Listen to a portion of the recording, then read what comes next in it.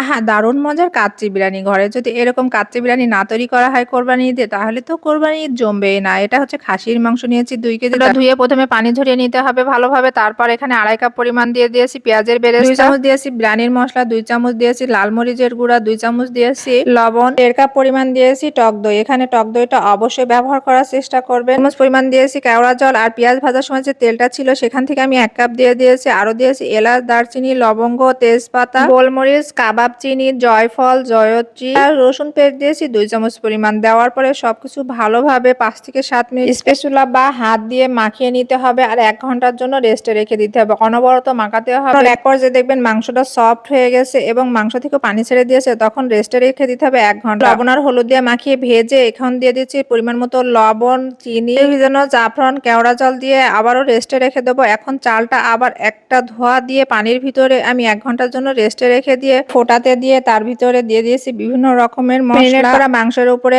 আলু, পেঁয়াজের বেরেস্তা, কাঁচামরিচ, মাওয়া দিয়ে রেখে দিয়ে এখন চালটা আমি সিদ্ধ করে নেবো। যখন পানিটা টকবকে ফুটে গেছে ৪ থেকে ৫ মিনিট রান্না করে পানি ঝরিয়ে মাংসের উপরে দিয়ে তারপরে দিয়ে দিয়েছি আগে থেকে করে রাখা ১ কাপ দুধ, জাফরান, মাওয়া, পেঁয়াজের বেরেস্তা আর এখানে দিয়েছি জর্দার ফুড কালার। কিছু দেওয়ার পর পাত্রটা চিল করে আমি ১০ মিনিটের জন্য হিটে রেখে দিয়েছিলাম। যখন ঢাকনাটা এভাবে গরম হয়ে গেছে তখন পানির ভাপে দিয়ে ঘন্টা দমে দিয়ে রান্না করে নিয়েছি।